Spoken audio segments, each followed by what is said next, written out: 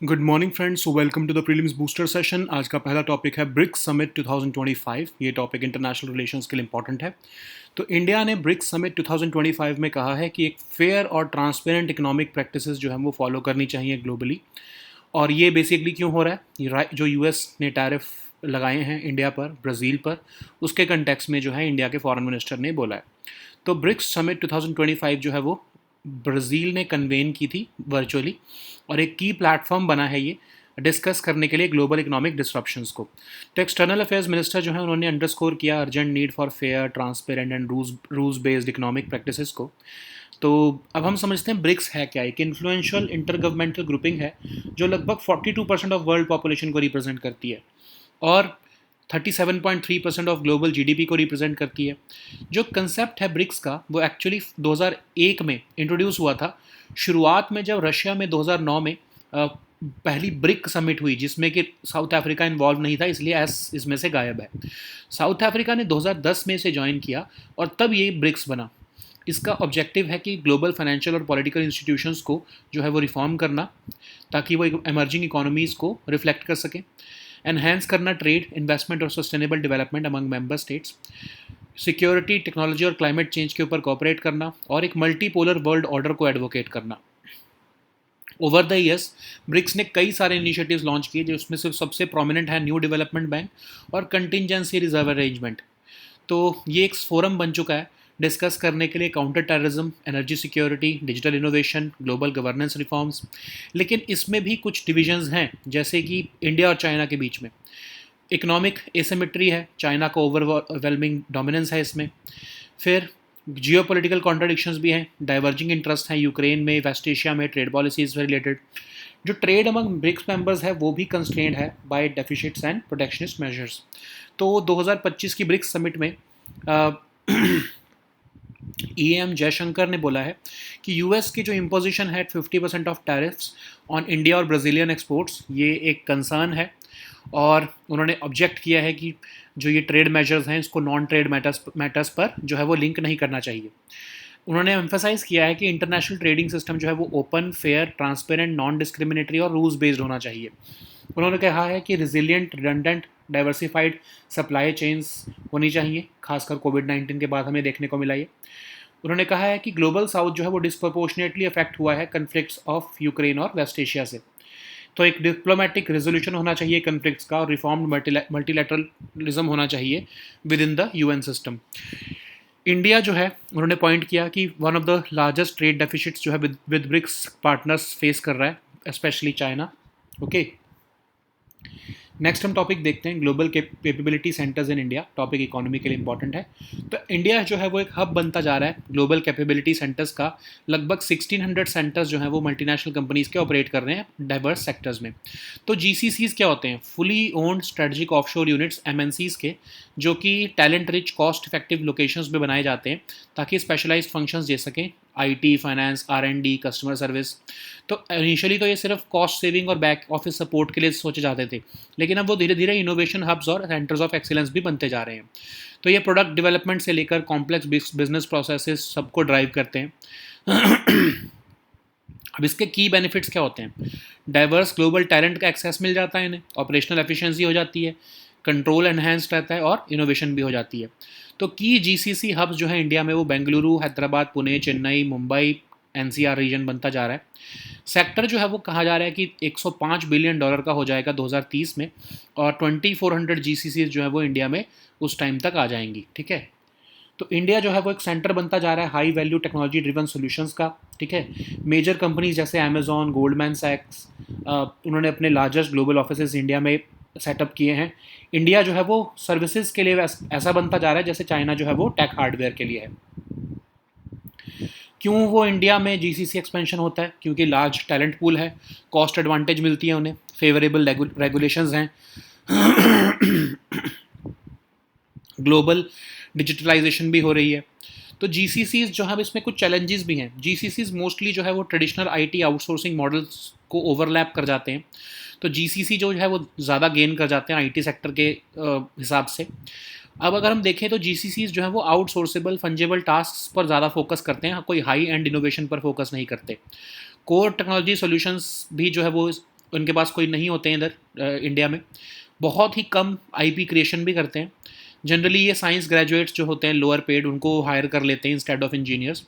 और कहा जा रहा है कि आने वाले टाइम में एआई से भी खतरा है, ठीक है। और ग्लोबल मार्केट्स में भी जो है वो कई बार बैकलैश होता है, जैसे अभी हम देख रहे हैं कि ट्रंप की जो टीम है वो इस चीज़ को एक मुद्दा बना रही है पॉलिटिक्स का, कि इंडिया में जो सर्विसेज एक्सपोर्ट्स होता है इंडिया की तरफ से, उसके ऊपर कुछ ना कुछ जो है वो टैरिफ्स लगाने की बात कर रहे हैं। तो गवर्नमेंट को चाहिए कि वो एक इंडिया को प्रोडक्ट नेशन बनाने की कोशिश करें, अपग्रेड करके वर्क क्वालिटी को, मैंडेटरी आईपी लोकलाइजेशन की तरफ जो है वो मूव करें, और एनकरेज करें आईटी फर्म्स को कि वो भी जीसीसी लाइक मॉडल्स की तरह इंक्यूबेट करके कॉम्पिटिटिव बने रहें। ओके, नेक्स्ट हम टॉपिक देखते हैं यूनिफाइड रेरा पोर्टल। ये टॉपिक गवर्नेंस के लिए इंपॉर्टेंट है। Minister of housing and urban affairs ने रिसेंटली लॉन्च किया है यूनिफाइड रेरा पोर्टल। तो रेरा आपको याद होगा 2016 में इंट्रोड्यूस हुआ था, प्रोजेक्ट डिलेज को डिज़ाइन टैकल करने के लिए और होम बायर्स को प्रोटेक्ट करने के लिए। अभी तक हर स्टेट और यूनियन टेरिटरी का अपनी अपनी रेरा वेबसाइट होती थी, लेकिन यूनिफाइड रेरा पोर्टल जो है बनाई गई है ताकि कंसोलिडेट किया जा सके data from various state RERA portals into a single integrated platform, ठीक है। तो पोर्टल का एम है कि एक नेशनल डेटाबेस ऑफ प्रोजेक्ट्स बनाया जाए, ट्रांसपेरेंसी एनहांस हो और बेस्ट प्रैक्टिसेस जो हैं across states and union territories share हो सके। इससे जो है होम बायर्स और डेवलपर्स दोनों को जो है एक्सेस होगा कि वो कोई भी जो है प्रोजेक्ट का स्टेटस देख सकें। और ये पोर्टल जो है डिज़ाइन किया गया है ताकि एआई टूल्स डिप्लॉय हो सकें और पोटेंशियली डिलेड जो है या स्टॉल्ड प्रोजेक्ट्स को फ्लैग किया जा सके। तो इससे सेंट्रलाइज्ड एक्सेस मिलेगा, ट्रांसपेरेंसी इंप्रूव होगी, स्टैंडर्डाइजेशन होगी, ग्रीवेंस रिड्रेसल होगी। एक मेजर हाईलाइट है इस पोर्टल का कि ईजियर एक्सेस देगा ये वेरीफाइड इन्फॉर्मेशन का, ठीक है। बायर्स कंफर्म कर पाएंगे कि क्या कोई प्रोजेक्ट जो है वो उसके पास नेसेसरी अप्रूवल्स हैं, और ये कट डाउन करेगा need for endless follow-ups also. Next हम टॉपिक देखते हैं फॉस्फेट रॉक। ये टॉपिक आपके इन्वायरमेंट के लिए इंपॉर्टेंट है। तो यूनियन एनवायरमेंट मिनिस्ट्री की एक्सपर्ट अप्रेजल कमेटी ने अपना नोट दे दिया है एक इन्वायरमेंटल इम्पैक्ट असेसमेंट करने के लिए बीरमानिया रॉक फॉस्फेट माइन जैसलमेर में। तो फॉस्फेट रॉक क्या होता है? नेचुरल सोर्स ऑफ फॉस्फोरस, एक सेडिमेंट्री रॉक जो कि millions of years ago form हुआ है। इसके reserves mostly Africa, north America, Kazakhstan, middle east और ओशियानिया में पाए जाते हैं। वर्ल्ड के जो लार्जेस्ट डिपॉजिट्स हैं वो मोरक्को में पाए गए हैं। इंडिया में राजस्थान और मध्य प्रदेश में कुछ डिपॉजिट्स हैं। रॉक फॉस्फेट आपको पता है कि फर्टिलाइजर्स की प्रोडक्शन में एक की रॉ मटेरियल होता है। इवन एनिमल फीड सप्लीमेंट्स में भी इसे यूज़ किया जाता है। नेक्स्ट हम टॉपिक देखते हैं कंबाइंड कमांडर्स कॉन्फ्रेंस 2025। ये टॉपिक आपके सिक्योरिटी के लिए इंपॉर्टेंट है।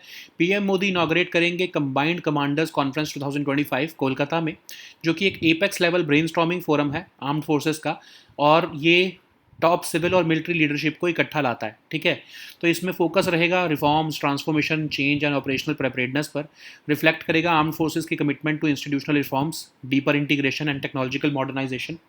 तो इसमें इंटरैक्टिव सेशंस होंगे ऑफिसर्स के साथ, और ये defence minister, national security adviser, minister of state for defence, chief of defence staff और डिफेंस सेक्रेटरी द्वारा अटेंड किया जाएगा। नेक्स्ट हम टॉपिक देखते हैं UK India infrastructure financing bridge. Topic international relations के लिए इंपॉर्टेंट है। तो UK India infrastructure financing bridge जो है अपनी फर्स्ट एनिवर्सरी मार्क कर रहा है। सिटी ऑफ लंदन में इस रिपोर्ट को लॉन्च किया गया है। तो ये कोलैबोरेटिव इनिशिएटिव है नीति आयोग और सिटी ऑफ लंदन का, तो ताकि सस्टेनेबल इंफ्रास्ट्रक्चर इन्वेस्टमेंट्स इंडिया में जो है वो चैनलाइज हो सकें यूके के एक्सपर्टीज़ को यूज़ करते हुए। तो ये यूके इकोनॉमिक फाइनेंशियल डायलॉग का ही एक पार्ट है, ठीक है, ताकि जॉइंटली बिल्ड हो सके diverse investment and financing system, ताकि एक लॉन्ग टर्म स्टेबल और सस्टेनेबल जो है वो फाइनेंसिंग सिस्टम बन सके विद मैनेजेबल रिस्क। तो ये कमिटेड है सस्टेनेबल इंफ्रास्ट्रक्चर डेवलपमेंट के लिए इंडिया में। नेक्स्ट हम टॉपिक देखते हैं ईविया आइलैंड। ये टॉपिक आपके इन्वायरमेंट के लिए इंपॉर्टेंट है। तो एक मैग्नीट्यूड 5.2 का अर्थक्वेक आया है सेंट्रल ग्रीस में रिसेंटली। तो ईविया आइलैंड में ये अर्थक्वेक आया है, जो कि सेकंड लार्जेस्ट आइलैंड है ग्रीस का, सेंट्रल ग्रीस में लोकेटेड है इन द एजियन सी। इसको मेनलैंड आइलैंड भी कहा जाता है क्योंकि ये बहुत ही क्लोज है ये एथेंस के। एडमिनिस्ट्रेटिव और कमर्शियल हार्ट है ये आइलैंड का, ओके। तो क्लाइमेट यहाँ का मेडिटेरेनियन होता है। नेक्स्ट हम टॉपिक देखते हैं आपतनी ट्राइब। ये टॉपिक आपके सोशल इश्यूज़ के लिए इंपॉर्टेंट है। तो आपतनी ट्राइबल वुमेन जो है ज़ीरो वैली की अरुणाचल प्रदेश की, वो अपने फेशियल टैटूज़ और वुडन नोज प्लग्स के लिए जानी जाती हैं, जो कि जबकि 1970 से बैन है। ओके, लेकिन फिर भी विमेन वहाँ पर जो है वो कैरी करती हैं। तो आपतनी ट्राइब जो है, इसको आपा और आपतनी कहा जाता है, zero valley of Arunachal Pradesh में पाई जाती है। लोकल लैंग्वेज इनकी तानी है। मेजर फेस्टिवल्स द्री, म्योको, यापुंग, मुरुंग हैं इनके, और ये इंटीग्रेटेड राइस फिश फार्मिंग कई समय से कर रही हैं। Okay, so now let us see all these topics in English. So the first topic is BRICS Summit 2025. This topic is important for your international relations. So India at the BRICS Summit 2025 has called for a fair, transparent economic policies or practices, and it has opposed the linkage of trade measures with non-trade issues amid the rising US tariff disputes. So BRICS Summit 2025 was convened virtually under the leadership of Brazil, and it has emerged as a key platform for discussion on global economic disruptions triggered by rising tariff wars and geopolitical tensions. So representing India, External Affairs Minister underscored the urgent need for fair, transparent, and rules-based economic practices. So BRICS is an acronym for Brazil, Russia, India, China, and South Africa. It's an influential intergovernmental grouping which represents nearly 42% of the global population. So it also represents about 37.3% of global GDP. The concept of BRICS was first introduced in 2001 to describe emerging economies shaping the global order. So the first BRIC summit was held in 2009 in Russia, and when South Africa joined it in 2010, it transformed it into BRICS. So what are the important objectives of BRICS? First is, of course, the reform of global financial and political institutions, enhancing trade, investment, and sustainable development among member states, cooperation on security, technology, and climate change, advocacy for a multipolar world order to counter Western dominance. So, over the years, BRICS has launched initiatives like New Development Bank, Contingency Reserve Arrangement. It has also served as a forum for discussing counterterrorism, energy security, digital innovation, and global governance reforms. So, but there are challenges as well, particularly between India and China due to border tensions. Then there is also economic asymmetry, where China is having an overwhelming dominance compared to other members.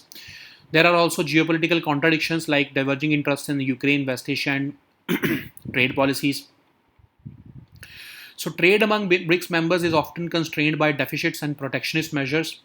So, EM Jaishankar has also raised concerns about the US imposition of 50% tariffs on Indian and Brazilian exports. So he has also emphasized that the international trading system must remain open, fair, transparent, non-discriminatory, and rules-based. He has called for resilient, redundant, and diversified supply chains. So he has also noted that the global south has been disproportionately affected by conflicts in Ukraine and West Asia. He pressed for a diplomatic resolution to conflicts and reformed multilateralism, particularly within the UN system. He has pointed out that India faces some of its largest trade deficits with BRICS partners, especially China. Okay. So the next topic is global capability centers in India. This topic is important for our economy section. So India has emerged as a hub for global capability centers with nearly 1600 centers of multinational companies operating in diverse sectors. What are these GCCs? These are basically fully owned strategic offshore units of MNCs which are established in talent-rich, cost-effective locations to provide specialized functions like IT, finance, R&D, and customer service. Initially, they were focused on cost savings and back-office support, but now they have evolved into innovation hubs and centers of excellence. They drive product development and complex business processes. The key benefit include access to global talent, operational efficiency, enhanced control, and fostering innovation. So, key GCC hubs are located in India. That is Bengaluru, Hyderabad, Pune, Chennai, Mumbai, and NCR region. This sector is projected to expand to $105 billion by 2030, and there will be about 2,400 GCCs employing over 2.8 million people. So India is now a center for high-value technology-driven solutions, with GCCs accounting for about 40% of digital transformation projects, 20% of world's chips designers, 40% of India's services exports, second to only IT services. So major companies like Amazon and Goldman Sachs, they have already set up their largest global offices in India, and India is becoming for services what China is for tech hardware. So what are the factors which are driving GCC expansion? Okay, so first is the large talent pool that India has, cost advantage, favorable regulations, global digitalization.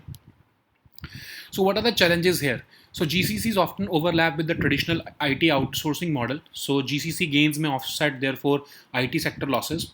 So, most GCCs focus on outsourceable, fungible tasks and not high end innovation. There is also lack of core technology functions and CTO level presence in India. They do very limited IP creation. They also have a trend of hiring lower paid science graduates instead of engineers. There is also risk of AI tools replacing the low skill functions. So apart from that, there is a risk of black backlash from global markets, like what we are seeing from how Trump administration is treating the services exports from India now. So therefore, government should make India a product nation by upgrading work quality, explore mandatory IP localization requirements for foreign companies, encourage IT firms to incubate GCC-like models to remain competitive. Okay. So the next topic is Unified RERA portal. This topic is important for your governance section. So Minister of Housing and Urban Affairs has launched this Unified RERA portal, which is designed to tackle project delays and protect home buyers. Until now, each state and union territory had its own RERA website, but the idea behind Unified RERA portal is to consolidate data from various state RERA portals into a single integrated platform. So this portal will create a national database of projects, enhance transparency, and share best practices across states and union territories. It will let both home buyers and developers check the status of any project. It will also deploy AI tools to potentially flag delayed or stalled projects. So it will give centralized access. It will enhance transparency, standardization, and grievance redressal forums also. So a major highlight of this portal is easier access to verified information. Buyers can confirm whether a project has necessary approvals, and this would also cut the need for endless follow-ups. So the next topic is phosphate rock. This topic is important for your environment section. Environment Ministry has, expert appraisal committee has given its nod to carry out an environmental impact assessment study for Birmania rock phosphate mine in Jaisalmer, Rajasthan. So phosphate rock, is the natural source of phosphorus. It's a sedimentary rock formed millions of years ago. Its reserves are found in Africa, North America, Kazakhstan, Middle East, and Oceania. So the world's largest deposits are located in Morocco, and in India they are found in Rajasthan and Madhya Pradesh. Rock phosphate is the key raw material for fertilizers. It is also used as animal feed supplements. Okay. So the next topic is Combined Commanders Conference 2025. This topic is important for your security section. So PM will inaugurate the Combined Commanders Conference of 2025 in Kolkata. It is the apex level brainstorming forum of the armed forces, which brings together nation's top civil and military leadership. It will be held in Kolkata. It will focus on reforms, transformation and change, and operational preparedness. It will reflect the armed forces' commitment to institutional reforms, deeper integration in technological modernization. It will feature interactive sessions with the officers, and it will be attended by the top functionaries like Defense Minister, National Security Advisor, Chief of Defense Staff, Defense Secretary. Okay. So the next topic is UK-India Infrastructure Financing Bridge. This topic is important for your international relations. So UK-India Infrastructure Financing Bridge has marked its first anniversary by launching a report in the City of London. It's a collaborative initiative led by Niti Aayog and City of London to channelize the sustainable infrastructure investments into India, leveraging the UK's expertise. It was agreed as part of the UK Economic, Financial Dialogue. It is committed to sustainable infrastructure development in India. Okay. So the next topic is Evia Island. This topic is important for international relations and also environment section. A magnitude 5.2 earthquake shook central Greece recently. It is the second large in Evia Island, which is the second largest island of Greece. It is located in central Greece in the Aegean Sea. It is referred to as the mainland island because of its close proximity to Athens. So the climate here is Mediterranean. So the next topic is Apatani tribe. This topic is important for your social issues. So the Apatani tribal women of Zero Valley in Arunachal Pradesh are known for their facial tattoos and wooden nose plugs. Even though they were banned in 1970s. So this tribe is known as Appa or Apatani.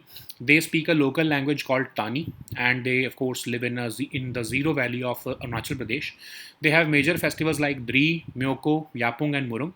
They have been practicing integrated rice fish farming since 1960s. Okay. So these were our topics for today. We'll meet next time with new topics. Until then, goodbye and take care.